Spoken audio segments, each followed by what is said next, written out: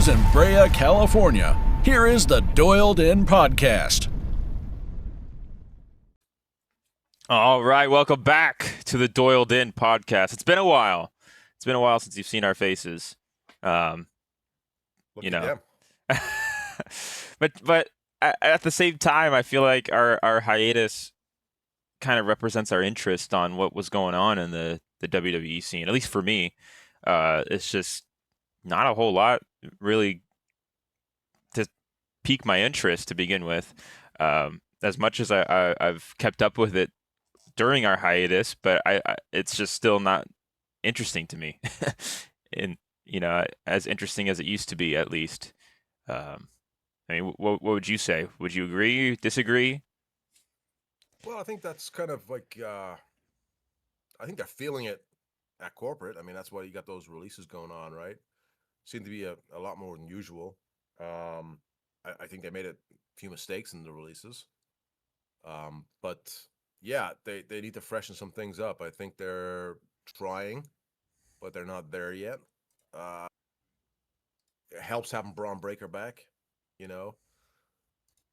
There's still some guys that are hurt. Some guys that need to be in more high profile storylines, in my opinion.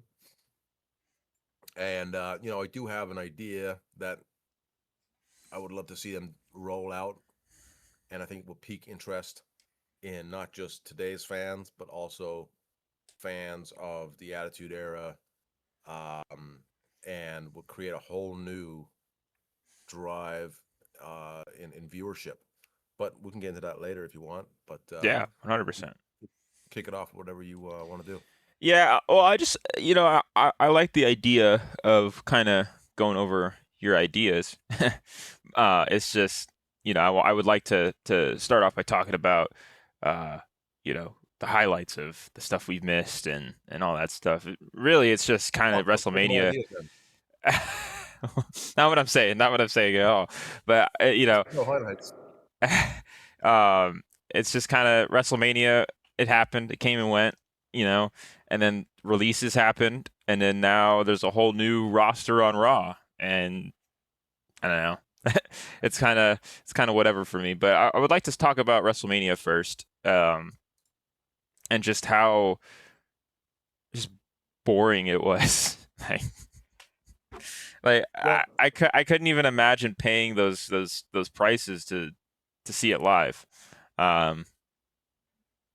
Yeah. I mean, that's like pseudo gambling at that point, paying that much money to hope for a good show, but whatever. I wasn't there. I wasn't there live, so I wouldn't be able to speak for the people that were.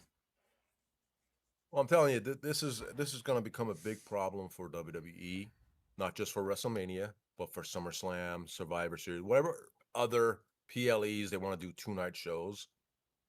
It's watered down, and you're going to have the critical, well, night 1 was good, but night 2 was the shits, or vice versa.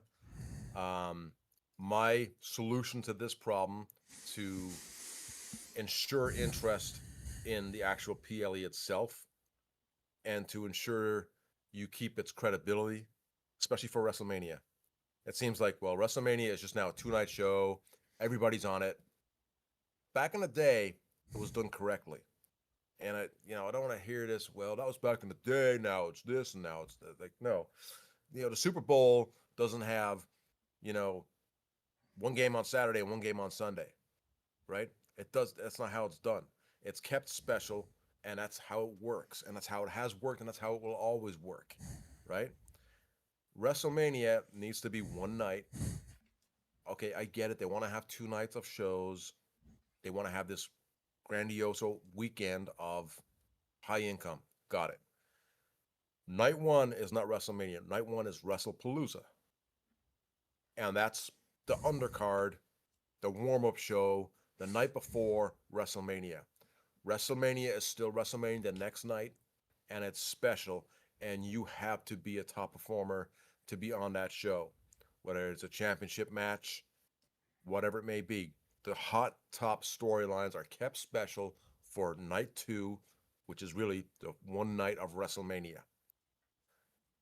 like I said, the first night is the undercard. That's maybe where you have that U.S. Championship match or a tag title match, whatever those undercard titles are. That's where you put them. And now, unless of course there's a phenomenal storyline going on, which has generated crazy interest, and you put that on the WrestleMania card.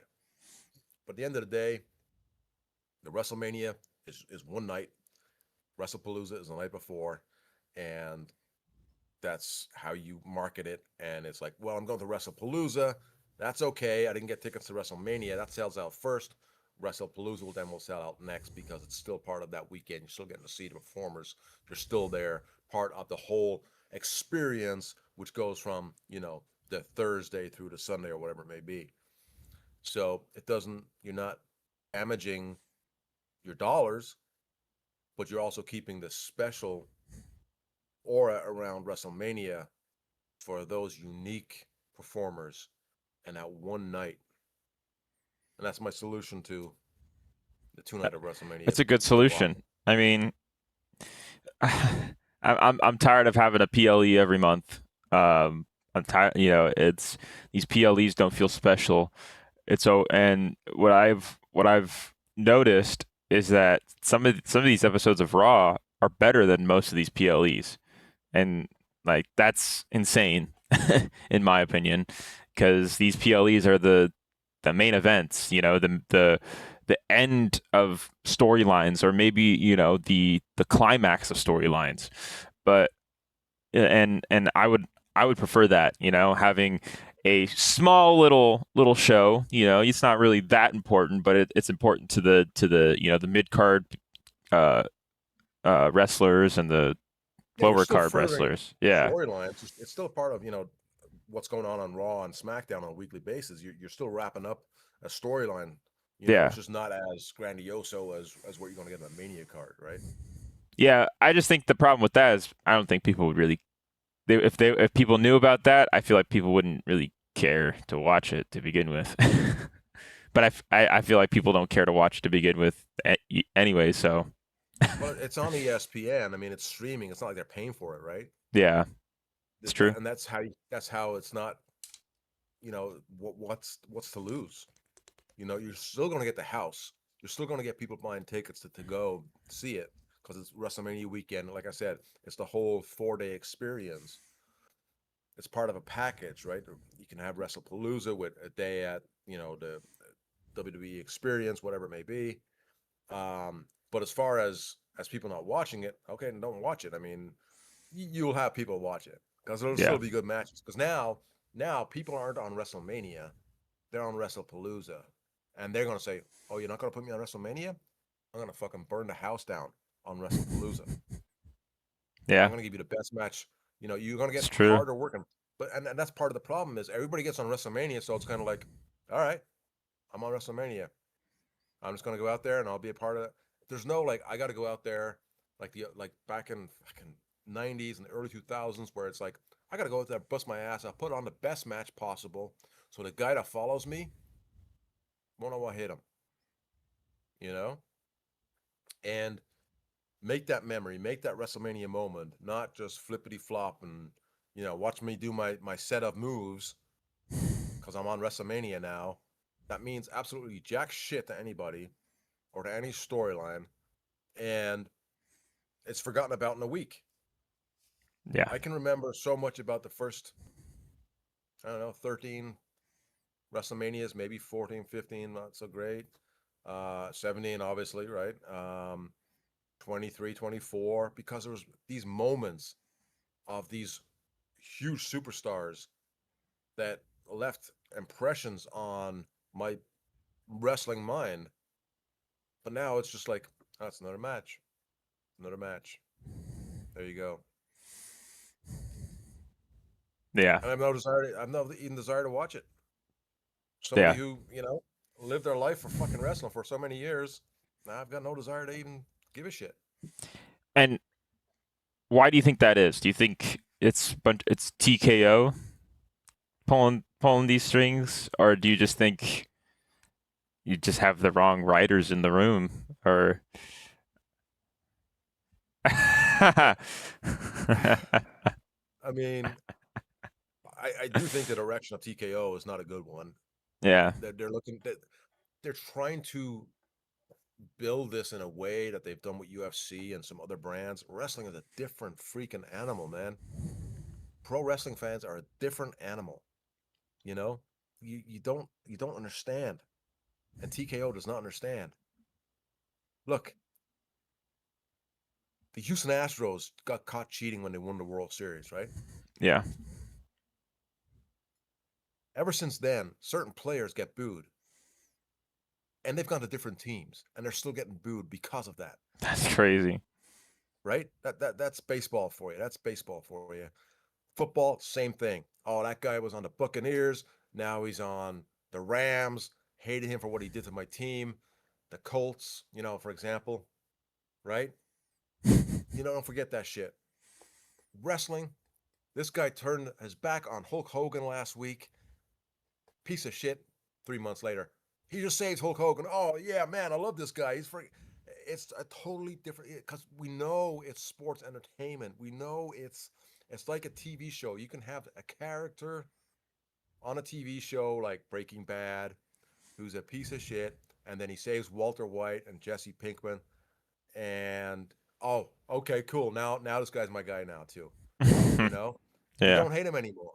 You know, and that's exactly like pro wrestling. Pro wrestling is more like a show, a TV show, movie, where you switch with the characters. You switch with the characters Yeah. because you know it's a show. It's part of the deal. Even back in the 80s when people believed, this was like all legit, if somebody saved somebody else, they were like, "Yeah, that's our guy. You're saving our guy. All right." But again, a guy comes to a football team and he was being a dick 4 years ago. I'm still not going to buy his jersey because he's really a dick, Yeah. you know? And TKO needs to understand that you can't treat that like a sport. You can't treat like it is sports entertainment. They are athletes, some of the greatest athletes ever. But at the end of the day, it is entertainment, and you have to treat it as such. And them trying to treat it like it's a sport and having the guys go out there and do these flips and get more of that kind of shit, less psychology, is killing it. And Yeah. that's taking the specialness out of the shows. Doesn't feel like wrestling. It doesn't. Now it feels like now I'm trying to watch a sport and it's not a sport. And yeah, you have some of these new age fans that kind of dig it because they think it's kind of cool to see that, but that audience is very small compared to what you could get if you got back to the basics of pro wrestling and the psychology. So they're sacrificing the bigger piece of the pie for that one slice that has, all the toppings on it. And that's just retarded, in my opinion. I agree. You're speaking facts. That's all I'd ever do. I mean, I think they just need to, like you said, treat it as a show and not some sports thing. I'm tired of seeing these wrestlers in the ring just standing there waiting to get hit. That's the worst. Like That's or when they're running the ropes and the wrestler is just standing there. And I'm just like, what the hell is going on? When I just remember watching it as a kid and just seeing it more like all these wrestlers were just fluid with everything. It was they had you turn around, and as soon as you turn around, boom, right? I mean, it wasn't turn around, stand there looking at the guy, waiting for him to come back, and then he hits you. It's like you had time to move. What the fuck are you doing? yeah So yeah bad. it's terrible. It's like I could have fucking sit down and had a sandwich by the time you came and got me. Yeah But like back in the day, I mean, you can't, and they need more guys. They need more guys to come in and teach psychology and selling. And a lot of these, and that's a problem with today's fucking talent, is they're so conditioned to be like buddy buddy with everybody. We talked about this before. Yep. It's like, I'm not going to hurt you. You just stay there and be ready for it. And they do. The art of fucking selling and psychology is gone. And you need, they should just, hey, Brett, you were right about everything. We're sorry. Here's money. Come fucking help. Yeah. Get and Dolph Ziggler. Get Dolph Ziggler in it, because Sure. he got so many people over just by how good he would sell. Yeah.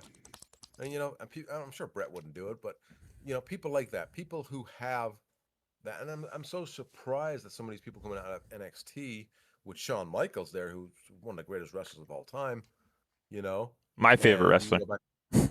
you go back and look at Shawn's stuff. I mean, holy shit.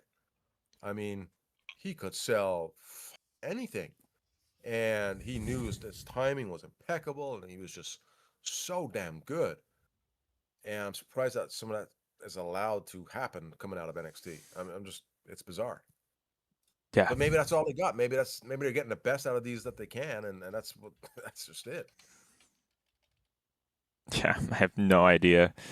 No clue.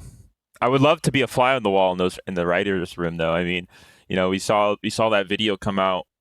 I sent it to you. Maybe I'll show it right here or something. But it shows the writers' room, and they're talking about how they want Pat McAfee to go over on Gunther. They want Pat McAfee to beat Gunther in a match. Gunther, if you've been living under a rock, retired AJ Styles, John Cena, and I'm missing one more. He's retired one more. Oh, Goldberg. But we're gonna have him lose to Pat McAfee. Only because the people wouldn't expect it. Yeah. Well, no shit. Yeah, the people wouldn't expect it because it's so bad. They're not going to expect, Captain America to say Hail Hydra. Just because they're not expecting it doesn't mean it's going to be good. But here's the thing. If you said to me, well, they're not expecting it, I'm like, correct. But then what? Yeah. Pat McAfee is gone because he's done with wrestling, or he goes back to the announce table, and Gunther would have to come out and kill him again. There's no way Gunther could just not want to get revenge after everything he's done, and then he gets beaten by a commentator or former NFL punter or kicker. Yeah. Let's take a moment. Let's see how we can make that work. I think that'd be pretty fun, because I think you could probably do a storyline with that where, and a lot of people don't like Pat McAfee, especially after what they did with him and Orton. So the way you could do it is, Gunther's in a match or whatever, Pat McAfee screws him over and costs Gunther the match to lose against some Joe Schmo like jobber or whatever. All right. And then, it just keeps happening over and over. Gunther can't get Pat McAfee. Then they have a match. Then Gunther just completely demolishes him and retires him. And boom, there you go. Never see Pat McAfee in WWE again. That's the only way, I think, if you're going to do a storyline with Pat McAfee and Gunther, that's how it could work. Okay. If we're going to make it work, I like that. That's Yeah. not bad, actually. I mean, I would have. I mean, I don't know when this meeting was, how far ahead of WrestleMania this meeting was. imagine this was for WrestleMania.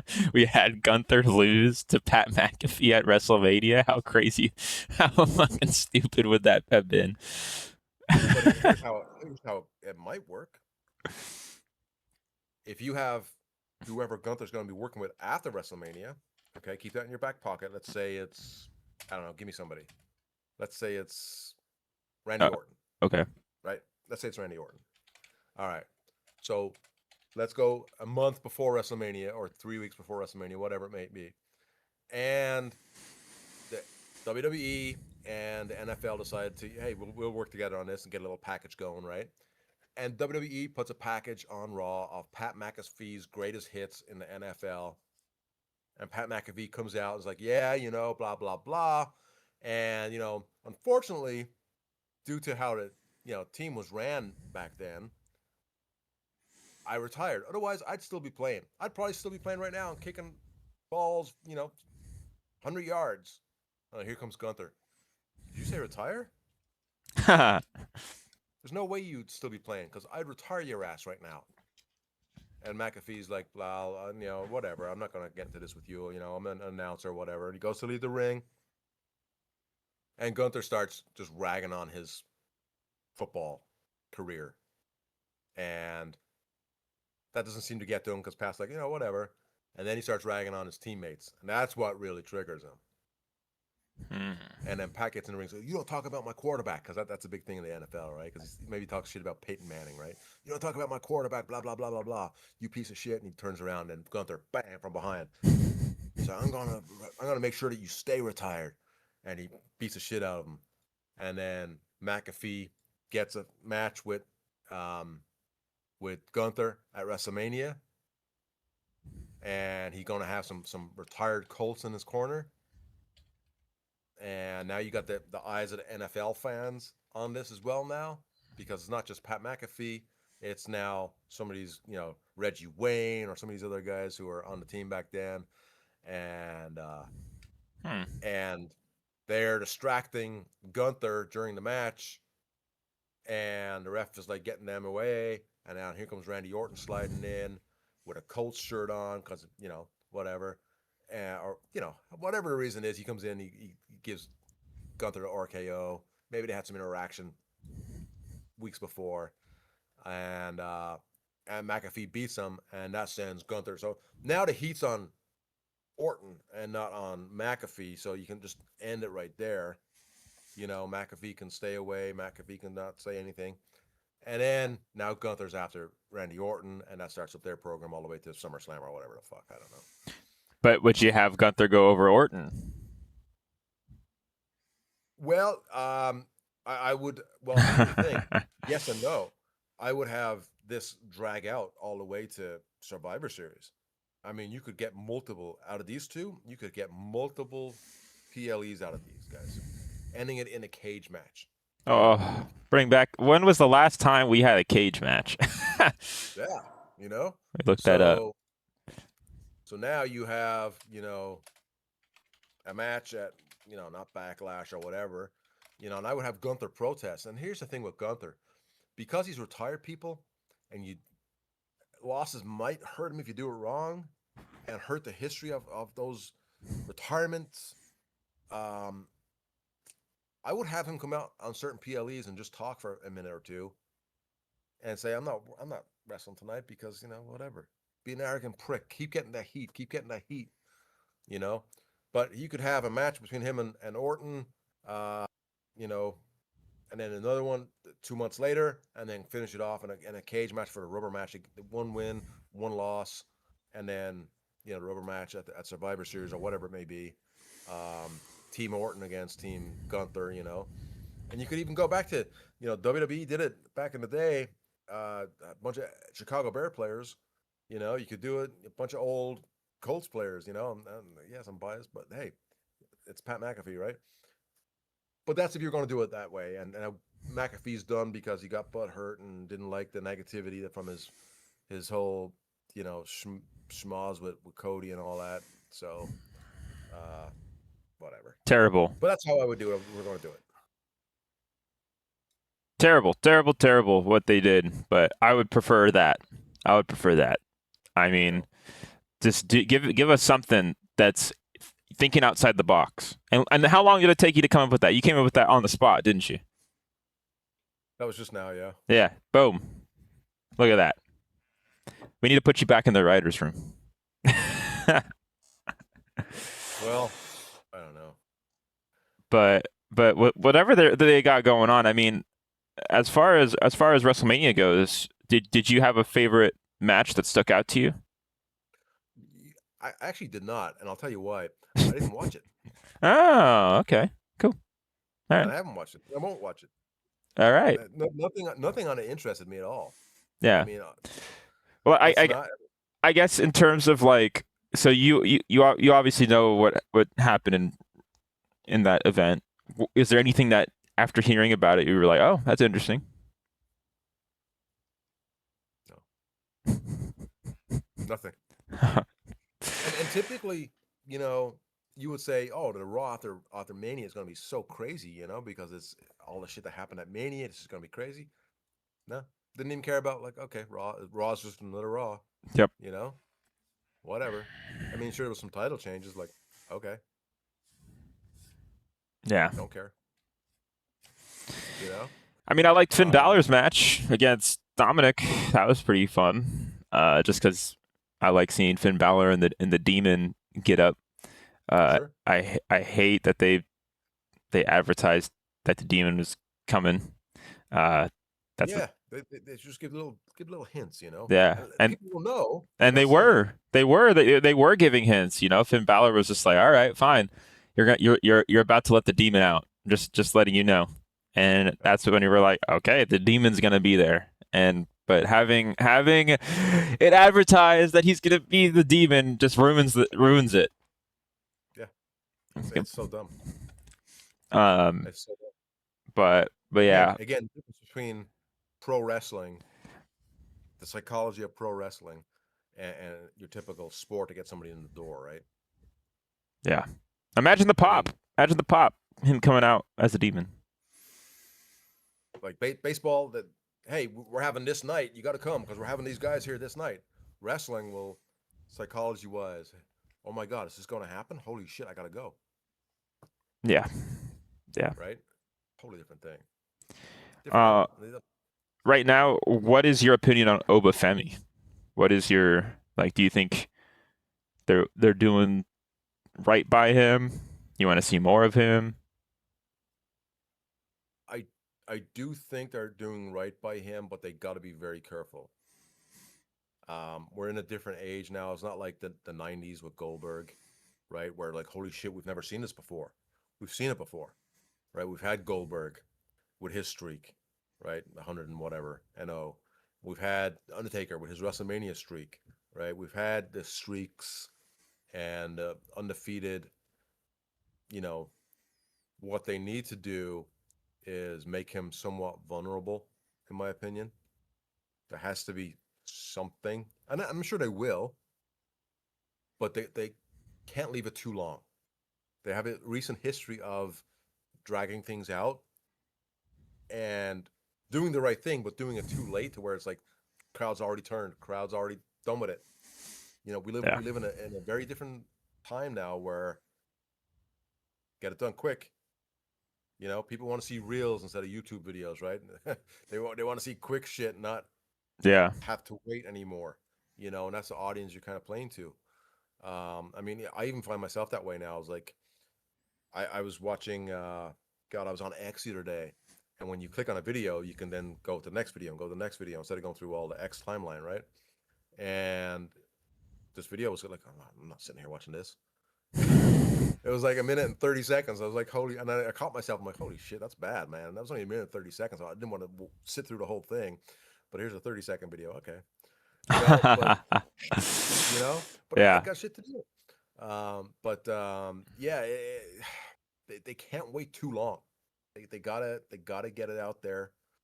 And I feel hypocritical because at the same time I say storylines need to breathe, but he's not in a storyline right now, Correct. you know? And they keep throwing him a guy week after week after week and he keeps beating them. People are gonna go, all right, I've seen this before. Or all right, what's so great? He's beaten nobody. So whatever. I mean, he just came off a big match with who did he work at Mania? Brock Lesnar Brock retired Lesnar him. retired him. Boom. I mean, you know, if you're gonna have Gunther put back in his place, this would be a good time. You know, I can retire people too, you know, motherfucker, right? Um, so you know, they dropped the ball with Gunther, obviously, because we don't even know what's going on with Gunther these days. And but I like Obafemi. I like how he sells. I like his moves in the ring are great. I mean, he's a big dude, but he carries himself like he's, you know, Bret Hart kind of, Shawn Michaels kind of guy, where he's just moving around quick. Like, you know, he's pretty good, damn good. But I just don't want creative to drop the ball here and not capitalize now. What are your thoughts on him? I like Obafemi. I love how over he is with the crowd. I like that his, you know, I like his theme. I don't know. But yeah, I mean, now that you say it, it reminds me a lot of Goldberg, especially with his intro music. Um, but yeah, I think you need to do something with him quick.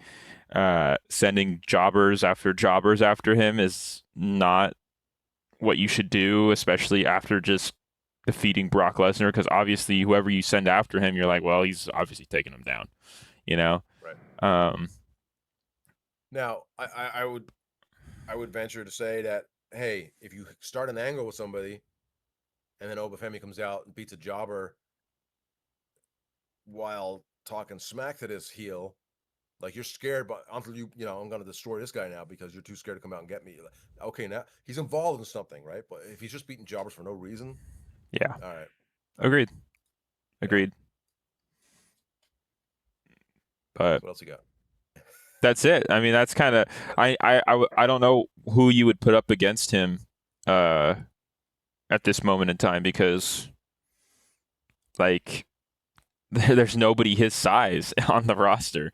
There's nobody that you could believe to take him down. I mean, maybe Roman Reigns, but like I still think Obafemi would beat Roman Reigns, because Roman Reigns doesn't need a belt. You know, he doesn't need a belt. You don't need to put a belt on him. You know, Obafemi putting the belt on him, like that would just make him a future legend, a future Hall of Famer right from the get-go. The moment you put a belt on him, as long as you do it right, as long as you do it right from in that instance and then forward, there's like he is set up to be that Hall of Famer. And putting him up against Gunther, I mean, that would be a cool storyline, being like, I've retired Brock Lesnar. Well, I've retired these three other guys, and I've even retired Goldberg, someone who you're reminded me of a lot, and I think that's a cool storyline you could do, and I don't think it would hurt Gunther that much, considering fucking Obafemi is Obafemi, Right. But yeah, I mean, the one thing I don't like about Obafemi is this open challenge thing, where it's like, you don't even have a belt, dude. Why would people even want to bother challenging you? And it's just I mean, people should be fearful, right? Yeah. Instead of like, oh yeah, I'm gonna. It's like, really? Yeah, like we're gonna have Otis go up against Obafemi. Like, what was that? Like, come on. Of course, Obafemi is going to destroy Otis, because when was the last time Otis even wrestled? So what they should be doing, and I totally agree with you, what they should be doing is backstage, you have a heel douchebag talking to Adam Pearce going, oh, yeah, give me a shot. Oh, you want a shot? Yeah, well, okay, tonight you're with Obafemi. No, oh, shit. And now the crowd's like, yeah, now I want to see him kick. But if you're putting him in against Otis, who people love because Otis is Otis, it's not going to work so well. Yeah. You're destroying whoever you're putting up against him. Yeah. So, every week have a heel backstage like freaking out because he has to go against Obafemi. Now people are like, yeah, now I want to see it because I don't like that guy. Yeah. And now he's scared, and I want to see him get his ass whipped now. Yeah. Agreed. And before even Obafemi comes out, when that heel comes out, people are going to be like, yeah, you're going down. Like, and he's already over before his music even hits. Yep. But anyway, sorry, go ahead. No. It's just, I think the issue is I feel like there's not a lot of heels that would warrant that. I feel like everybody's a face now, and we're having faces go up against faces. The only heels like so many people heel on this show. I'm sorry. We've tried to turn so many people heel on this show. Yeah, and I feel like almost everybody is a face on the roster, at least in Raw, because I don't watch SmackDown. But you have, I feel like all the new people that they signed on with Raw from NXT are all faces, except for that Ethan Page or whatever that dude's name is. Joe Hendry. He's a face. Mhm. You have Javon Evans. He's a face. Um, all these guys. It's just like, come on, we need some of these people to turn heel. You should have more heels than you have faces on your roster. Yeah. And Otherwise, what's the point of watching? yeah, and I can help with that. There you go. You need, yeah, But hire my dad. um, we'll get to that idea in a few minutes. Go ahead. No, that's all I had to say. I think we need to start seeing more heel turns, and maybe that's what they're leading up to because of how many faces there are on the program. Maybe have some heel turns at some PLEs or some Saturday night main events or something. But like you said, I think the storylines are so weak because they're not focused on making a show. They're focused on it being sports entertainment. Yeah. I agree. And that they with the releases, I mean, they released a couple of people I thought they shouldn't have released. One of the main guys they released, who I thought was a huge mistake, was Rick Boggs. And if you're talking about bringing a heel in who could look like a killer, Rick Boggs, man, guy's got everything. I don't understand that release. I'm sure they have their reasons, but not something that from the outside I can see or I can understand. But this guy, he has worked his ass off for the last, I don't know, 4 years or so at the performance center, and he's there all the time. He's working out and he's doing his thing, and he's got a great personality. He can sell, good psychology. So that one blew my mind. The other one was Zoe Stark, who was injured. A little biased because she's my buddy's girlfriend, but you know, she can sell. She got great psychology. I don't understand that release either. She was just on her way back from injury. But the other releases, totally get it. I absolutely would have released them. Um, but either way, even the ones I disagree with, you guys need to get on with your lives and just there's way more out there than WWE, and you know, uh, it's been proven. Look, Matt Cardona, when he was released, he made a huge name for himself in the indie scene, right? And there's some other guys out there who've done the same thing. So quit your griping on social media and get on with your life, and you'll probably end up making just as much money on the indie scene. Yeah, and also, I mean, we probably one of the first videos we did on this channel regarding wrestling was talking about releases, and one of them was R-Truth.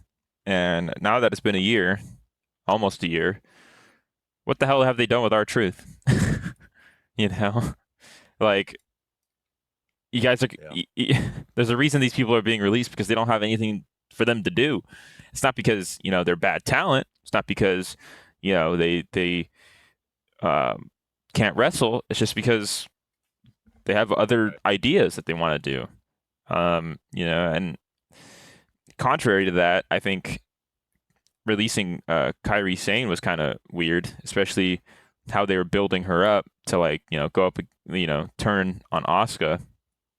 And now it's just kind of Asuka was just beating around this chick that was her friend, and that was it. And I think it was the Raw that the Raw after all the releases came out. A lot of people were chanting that they want Kairi, and because there was a storyline there that they were setting up. But then they released her, and now, who cares? Whatever.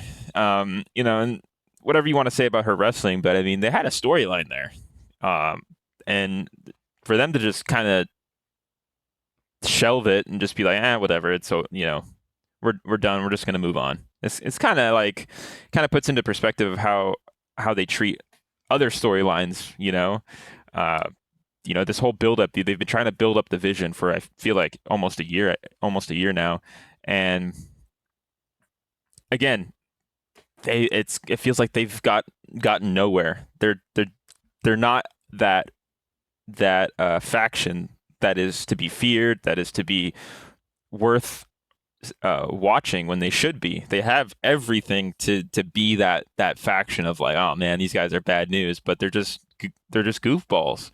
They're treated like goofballs, and I don't know. I feel like I just went off topic, but No, you're it's spot on. I mean, that's fair criticism in all honesty. I mean, that's just something that I think injuries kind of hurt that a little bit too, yeah. kind of stalled it. But at the same time, yes, I do agree. There was a whole stop start kind of like, what are we doing here? Not sure where we're going with this kind of feeling to it. You know, with or without the injuries. So, um, yeah, I totally see that. But that's why I would suggest a new faction in WWE Ooh. and shake everything up. And so you look at, what generated the most interest in WWE or WCW. Are these factions that, holy shit, right? It's not just we're gonna put a couple of guys together, be badasses, okay? No, they shocked, right? Shocked TV and unexpected, right? So DX was on WWE. They were more shock TV for what they were doing, the language, the sexual innuendos, all that stuff. Oh yeah. And WCW had the holy shit guys from WWE. Scott Hall's here, Kevin Nash is here. Now Hulk Hogan's part of this, and they're wanting to destroy WCW. You know, so I think WWE needs to jump on that because that works, has always worked. The Four Horsemen back in the day, the Von Erichs. When you have a faction of dudes who are fucking business and holy shit, I would suggest you have Roman Reigns and Cody Rhodes destroy everyone together. Oh, that'd be so good. Holy crap. Form a new stable. Even turn on his bloodline. Absolutely. Oh man. Absolutely. And the what are they called? The Braun Breaker group? The Vision. The Vision. Jesus Christ. They're in the ring, and here comes Cody and Roman, whatever they're going to be called.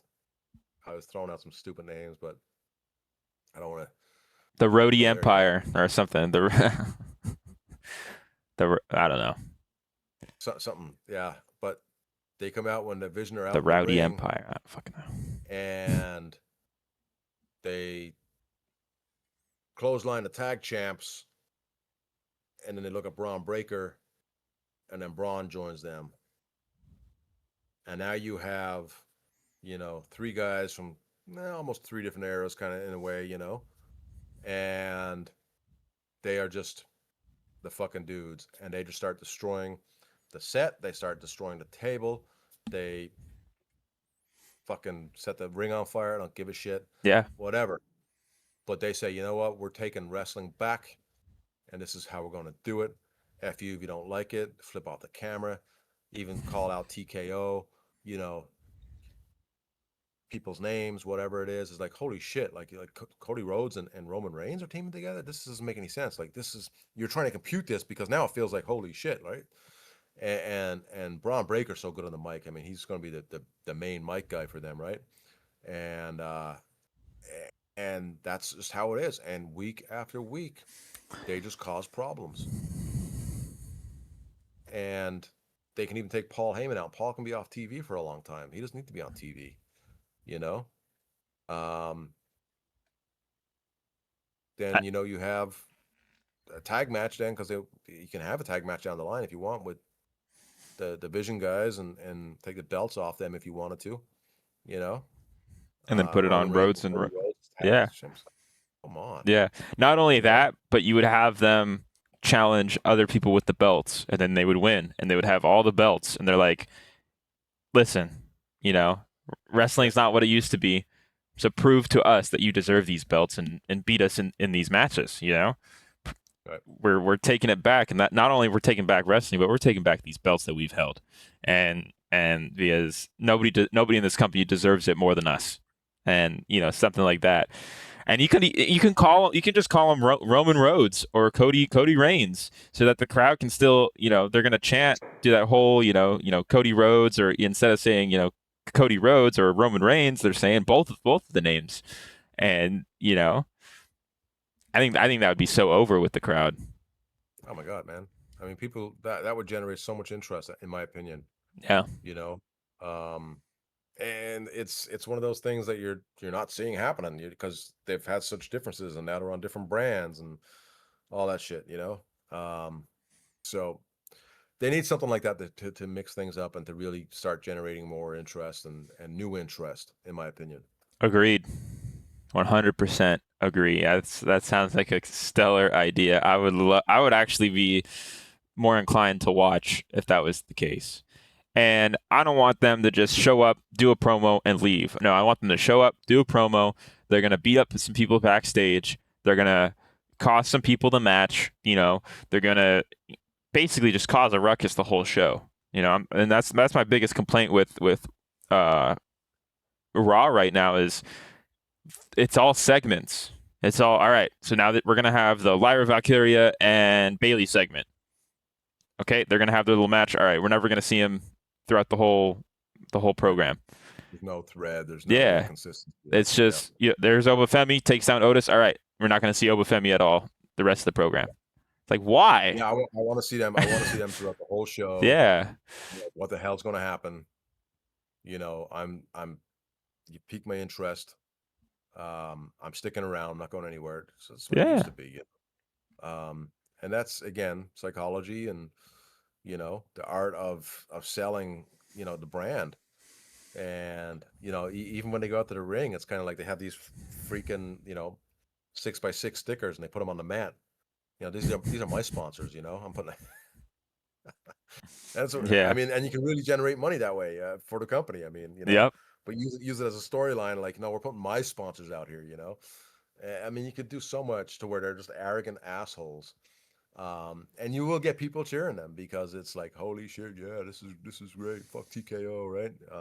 All that stuff. But that's okay. That's okay. People cheer DX, people cheer NWO. I mean, it is what it is, right? And that's how you make a double turn with some people. I mean, Seth Rollins, you can just turn him heel again. I mean, his face run is so shit anyway. Terrible. Yeah, absolutely terrible. And have them put Becky through a table. Why not? Because she's awful too. Get Becky out of here. But Becky needs to go back being a mom. I said it. But yeah, I mean, that's in my opinion something you need to really look at is like, what can we do that's just different? That's not so easily looked at right now. Like, oh, on Raw we can do this and that because it's there. It's sitting right in front of us. It's like, no, let's get creative here. Let's go, holy shit, what if we did this? Yeah. And I don't see a lot of that going on, and it's kind of like, you watch a show like 24, it's like, oh, who's the guy? And then all of a sudden it's the guy who's been working with Jack Bauer all along. That's what the but I don't see anything creative like that coming out unless Pat McAfee beating Gunther is it. So bad. Another thing I want to talk about now, it's when we first talked about it before recording, it seemed like you didn't have that big of an issue with it, but it's the Sol Ruca botch incident, I guess, that I'm calling it. I have an issue with the botch, not with the. Yeah, well, I have an issue with what they did with the botch. So if you go back right now, if you have Netflix, you watch Raw, they completely edited Sol Ruca's botch to where it does not look like she had a botch. Now, my biggest problem with this is I think that sets a precedent of, if I botch, it's okay. They're just going to edit it. Whatever. If I botch, nobody's going to see it except the people in the audience, and who cares? Live. Yeah. Live and I think that's so bad. That is so bad because I think that botch should stay on that episode of Raw, and it's kind of scary because you're like, well, if that's edited, if that's changed, what else is going to be edited? What else is going to be changed? And I guess if you really like watching people botch a move, then I guess it gets those small audiences into watch the live show, want to watch the live show, but I still think that sets a bad precedent for the wrestlers backstage. Especially when we have so many wrestlers doing high flying moves and stuff like that. And I'm very curious if the reason they're doing this is because of all the botches that Jey Uso does, and that all the videos about Jey Uso botching, Yeah. and it's like, I was gonna bring him up. I mean, it's evident, right? yeah, and honestly, you only learn from your mistakes, and I feel like having those mistakes up there that everybody can see, it puts more pressure on the wrestlers to be like, hey, you better buck up, or Can you imagine going back and watching Super Bowl 29 and the drop pass by whomever is gone? It's only the catches. I don't know what that means, but yeah. Like if you drop the pass, you get the quarterback throws you the ball and you drop it like, ah, man. Oh, you just yeah. dropped it. Erase it out of it. It never happened. Yeah. It's like, come on, give it a break. Yeah, At the and same time, I do get it. You want it to look good. You want it to look fluid. I get it. I just have a problem with she botched twice, by the way. Yeah. In the one spot, right? She slipped on the turnbuckle, and then the fucking whatever her move was not even close to Becky. No. I mean, it was just god awful. But And I also think Becky, being as professional as she is, should have, been a little closer. Yeah. Absolutely. You got to fit into that. Absolutely. And I think she might have been hesitant because of the slip, and she's like, "Oh, what the hell? Oh, okay." So I don't know. I'll give her grace on that. But yeah, she should have fed into it a little bit more. Anytime a talent's giving you a move that you always feed into it, and you always, take the spot, right? But it looked so bad live. I mean, so I get why they did it, because it just looked terrible. Yeah. I mean, if it wasn't a slip and a botch on the whatever, the Sol Ruca driver or whatever, I don't know what it's called. Yeah. I would say they'd leave it in if it was only one, but it would look, because the whole thing just looks so bad. I mean, I get it. It's terrible. But that's you said, like, all these high flying moves. This is what happens. It's live TV. It's got to be perfect, or it's going to look like shit. And when it looks like shit, not only does that spot look like shit, but the whole segment or match or whatever it is that you're doing looks like shit, and then the product looked like shit. Yep. I turned Raw off pretty much after that. And I only went back this morning to take a look, and I stopped again right at that spot. Wrote some notes down, which I showed you. And then that was it again. I was like, I'm done. Because they changed it. I'm like, okay, whatever. That's fine. But I was done. Yeah. And, I don't even know what the streaming numbers are on Netflix for WWE. I don't even know if we're now from Dave Meltzer, he blocked me. But I don't even know if we can look at those numbers. Let me look this up. Let me look it up. They're out there somewhere. They're out there. But anyway, I mean, it says that they consistently draw an average of over 3 million global viewers per week. That's terrible. Raw on Netflix, yeah. Since its debut in 2025. Yeah, globally, that's pretty crazy. They cannot be happy with that globally. Yeah. At 2.8, which is 2.8 million, was standard on cable TV. Wow. And that's just North America. Actually, that's just the United States. That's not counting Canada or Mexico. Oh, that's crazy. You know, that's 2.8 million. Now you're saying worldwide is 3. That's fucking terrible. Yeah. So there's no way Netflix garnered an additional X amount of memberships due to Raw with those ratings. Absolutely not.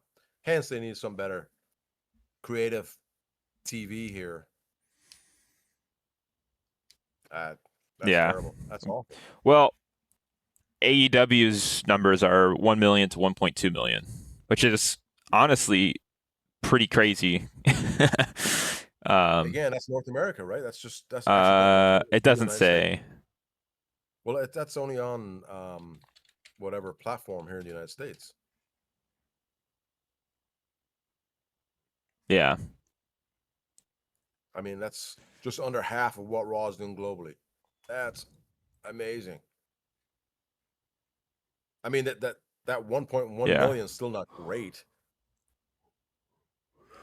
But for how small AEW is, and how long they've been around, that's pretty good in my opinion. Well, when you say small, I mean they've got the budget. I mean, look at the production, look at the talent they have, the contracts they have. Yeah, I guess you're right. And they're trying to get a new TV deal, from my understanding. And if they're only dragging in 1.1, it's going to be very tough to get a good TV deal to keep that revenue stream.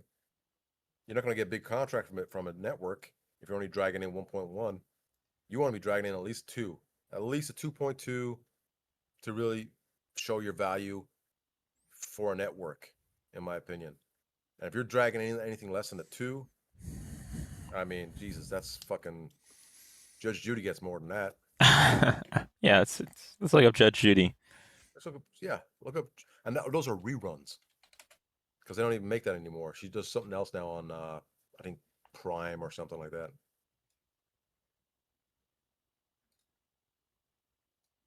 And by the way, Judge Judy I don't know if she still is now. She's changed network and platform. But she was the highest paid TV personality, averaging over 10 million daily viewers at its peak. Daily, not once a week. Daily. Now, people can bash Vince Russo all they want, but when Vince Russo was writing TV for WWE, yes, he had Vince McMahon there to guide him and help him. It wasn't just him. But when he was helping with creative, Raw was getting 6s and 7s and 5s. I don't even know what the worst number is that he got. The worst number he probably got on the Raw was probably a 3-something. So reruns of Judge Judy are averaging roughly 6 million viewers per week. That's more than WWE. Yeah, and I'm one of them because I love Judge Judy. I watch Judge Judy fucking religiously. Oh my god! And that doesn't even say worldwide. That's probably just locally. Oh no, that's just it's U.S. syndication. That's crazy. Right. Maybe we got to start doing episodes on Judge Judy. Hey, you know what? I would love to have Judy Scheinland on this freaking show, man. Oh, talk about wrestling? Whatever she wants. I'll talk about freaking knitting making egg rolls. I don't care.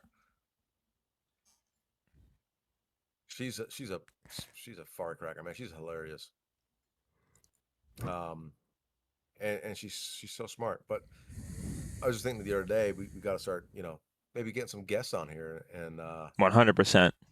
So some guests that you wouldn't typically think, and not just wrestling, just in general. Yeah, like who do you have any names you want to throw out there? Not that I want to throw out here, because then if we don't get them, it kind of looks silly, right? Yeah, but do you have a dream? What is your dream guest on this show? Who would you just like? You need that person on this show. Okay, so you know me, I don't care about like anybody's celebrity status, any shit like that. Doesn't impress me. Does not impress me. So I don't need anybody on the show. But I would love to interview, and now we're sticking with wrestling now, because now if you ask me that question, obviously I would love to interview Bret Hart. That would be my That'd be If there's one insane. interview I could have, that would be my main interview. Yeah. And I've interviewed.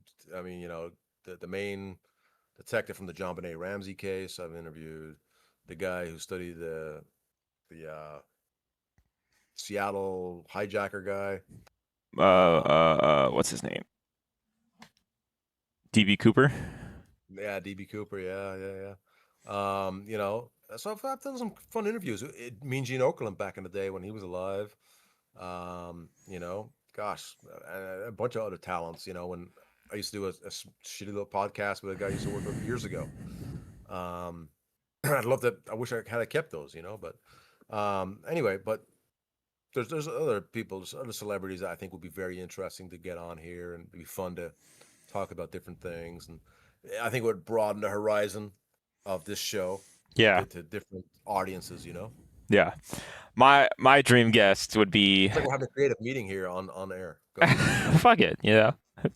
Oh, shit. Yeah. How about Pat McAfee beats? Go ahead. Yeah. Pat McAfee on the show would be interesting. Femi. My dream guest would be Robert Kirkman. He's one of my favorite comic book writers of all time. And just to talk comics, I think would be so much fun. But Make it happen. yeah, I'll do my best. I'll do my best to make it happen. Well, just reach out to his people and see what's going on. I don't know how to do that. There's a thing called Google. Yeah, but like, I don't know. Sorry. I don't know. He's the writer of the Walking Dead comics, the Invincible comics. He's written the Irredeemable Ant-Man for Marvel and wrote Marvel Zombies. Like the list goes on. And just to like talk and get that, understand his mindset would be a dream. But Nice. that's my 5-year plan. Yeah. He's like the Bret Hart of comic books. I like it. But I don't think he dislikes comic books as much as Bret Hart dislikes WWE. Yeah, but WWE isn't wrestling. It's true. one company, It's true. It's true. He still loves wrestling. He loves psychology. He loves watching his own matches. Does he? Hold that against. Oh yeah. I mean, I love Bret, but some of the shit he gets online it's understandable. Yeah. But at the same time, I do understand why he is the way he is, because he didn't get a fair shake, and nobody gave him the credit that he deserved, and he got fucked, and it is what it is. I mean, it's one of those things. Yeah. But anyway. Yeah. I Bret Hart on this show would be so cool. That would be such a awesome guest to have. And if we want to have him as a guest, we gotta go quick, because who knows? Oh, hazy now. I'm just saying. There's, Well, speaking of, did you watch the Hulk Hogan documentary? Not yet. Is it good? It's very good. Okay.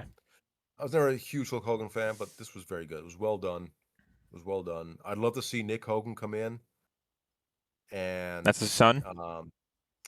That's his son. He's jacked. He's working out. He's doing all that stuff. And maybe he could join that Cody Rhodes faction, because how funny would that be? Not funny in a funny way, but funny in the ironic way. His dad was one that joined the other faction to create the NWO, and now he's the one that joins this faction. I mean, you could definitely do something with it. Automatic heel out the gate, but then people were like, "Fuck, that's Hogan's kid, man. We gotta cheer him." Yeah, but I don't know. I feel like the wrestling fandom is very down the middle on Hogan, just because of that one phone call. But whatever. I think that's so ridiculous. I think people need to just shut the fuck up and worry about their own lives. Absolutely, 100%. But I'm out of things to talk about. We could go over WrestleMania. You didn't really watch it, so I mean the only thing that happened was Paige came back, That's right. whatever. Um, Yay. yeah, AJ Lee is now out, thank God. Sorry, CM Punk. I just don't care. I don't care for AJ Lee's promos or wrestling or anything. And I feel like when she was, you know, when they first had her in WWE, I think they were doing something good with her.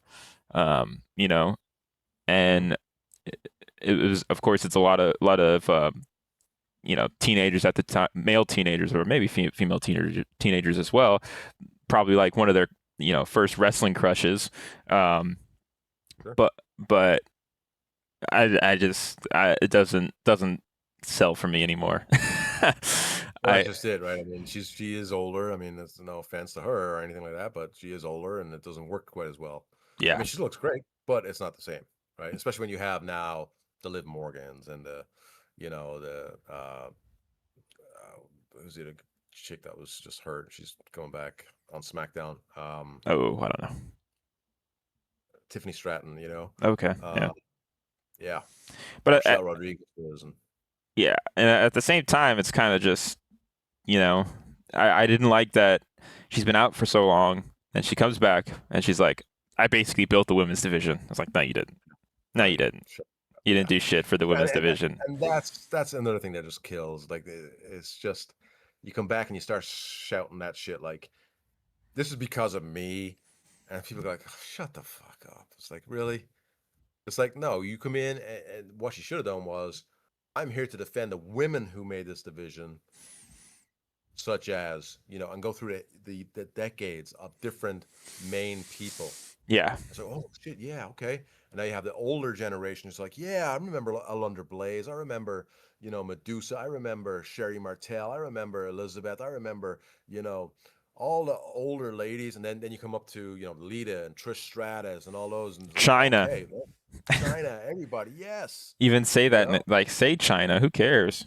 You know? Yeah. And then it's like, I'm here to defend what they built. And they allowed me, be humble. They allowed me to be a part of. I tried to carry that torch, and now you're blowing that torch out. So, ooh, shit.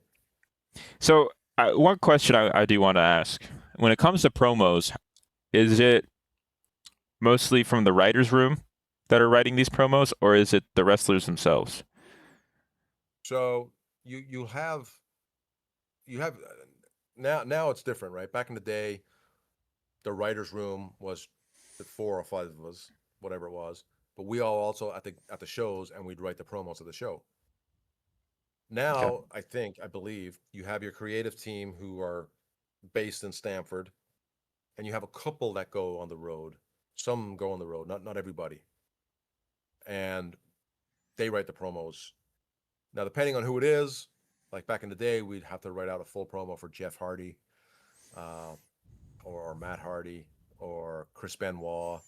But for Taker, bullet points, or Austin, bullet points. And they may touch on your bullet points. They may say, I already got this. Thanks, but no thanks. Okay. So it all depends on the talent. All depends on the situation. Um, I mean, that's probably one of my biggest things for me was I got to write for Taker and did all these bullet points for him, and he nailed every single one of them. And I'm like backstage listening, and oh, you hit that one. Oh, all of them. And I was like, holy shit, this is a big deal for me. That's awesome. And yeah, I got a little knuckles at the end of the night, and so again, somebody like him, it's just bullet points. And if he wants to hit him, he's going to hit him. If it's any good, of course it was. But but yeah, again, depending on the talent, younger talent, maybe not so good on the mic. You're gonna have to like, hey, hit every single thing. Here it is, a half hour before you go out, fucking go read it over and over and over, and then they'll come to you and they'll go, okay, here, and they'll try and do it with the emotions and everything in front of you, and you're like, well, not try it, don't try and laugh at this point, or don't try and make that face at this point because you don't want to sell this, kind of thing. And you're trying to direct them and help them as well. Interesting. So, yeah, That's interesting because that's just crazy.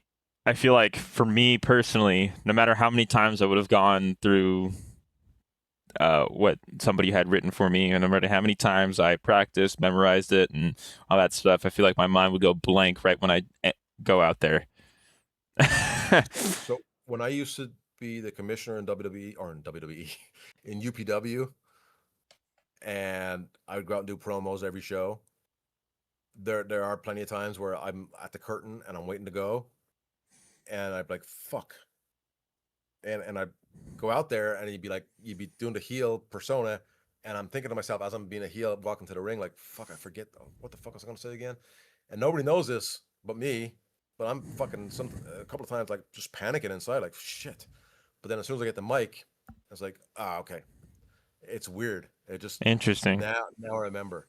So there's been a few times where I've fucking like, holy shit, I am fucked because I don't even know what I'm talking about. And not nervousness, just total blank, just like, damn. And but they say, they've said before, if you're not nervous, you're not going to be any good. Yeah. Yep. So you need those nerves. Nerves to be the best you that you can be. And now I would just forget and not even remember because now I'm almost 50. So yeah. But I'd still like to take bumps. I'd still like to do that kind of thing again. That'd be fun. Yeah. Let's do our own promotion. Let's do the Doyle'dIn wrestling promotion. Yeah.